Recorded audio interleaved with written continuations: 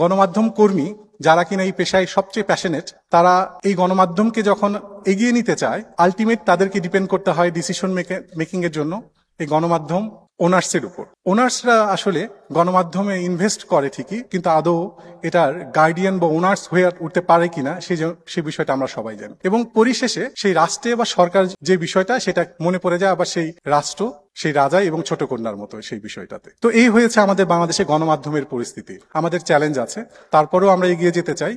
BBC media action বাংলাদেশে দীর্ঘদিন ধরে সংবাদপত্রগুলোর স্বাধীনভাবে যাতে কাজ করতে পারে সেই পরিবেশ এবং নিরপেক্ষতা বজায় রাখতে পারে, সেই জন্য দীর্ঘদিন ধরে আমরা কাজ করে যাচ্ছি।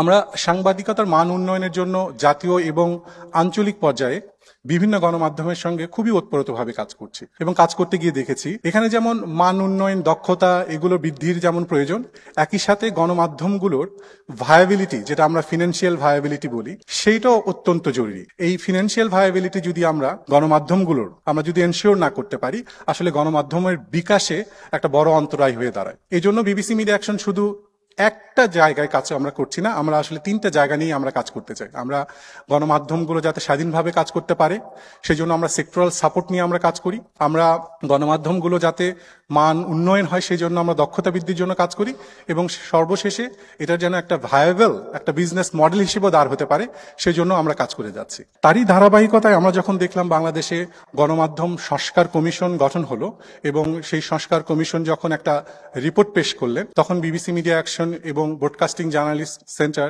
বিজিসি একসঙ্গে আমরা কাজ করা শুরু করি এবং এই রিপোর্ট বা প্রস্তাবনাগুলো নিয়ে আমরা গণমাধ্যমের নানা অংশীজনের সঙ্গে কথা বলা শুরু করি। আমরা কথা বলেছি সহকর্মীদের সঙ্গে, আমরা কথা বলেছি এই গভর্নমেন্টের বিভিন্ন অংশীজনের সঙ্গে কথা বলেছি, আমরা একাডেমিশিয়ানদের সঙ্গে পরামর্শ করেছি, এই গণমাধ্যম কমিশনে যারা কাজ করেছেন তাদেরও মতামত নিয়েছি।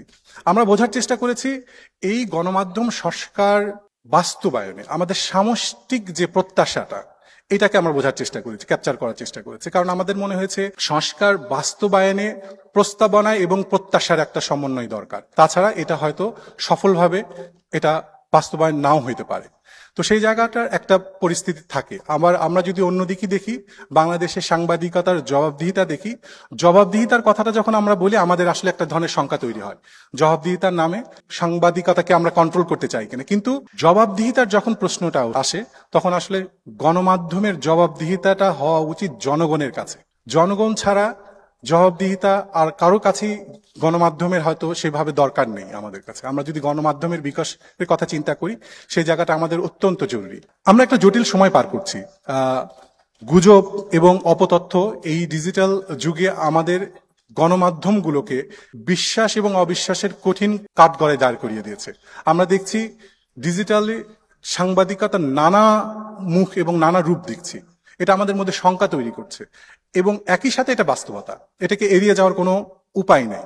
তো গণমাধ্যমের বিকাশটা যাতে ডিজিটাল স্পেসে সুন্দরভাবে বিকশিত হয়, এজন্য আমাদের দরকার হয়রানিমূলক নয়, বরং একটি সুস্পষ্ট এবং সহযোগিতামূলক একটি কাঠামো দরকার। আমরা সবাই জানি একটি রাষ্ট্রে যদি সংস্কার বা পরিবর্তনের কথা আমরা চিন্তা করি, রাজনৈতিক কমিটমেন্টের কোনো বিকল্প হতে পারে না। বাংলাদেশের গণমাধ্যম যেন কোনোদিনই ক্ষমতাসীনদের মুখপাত্র না হয়।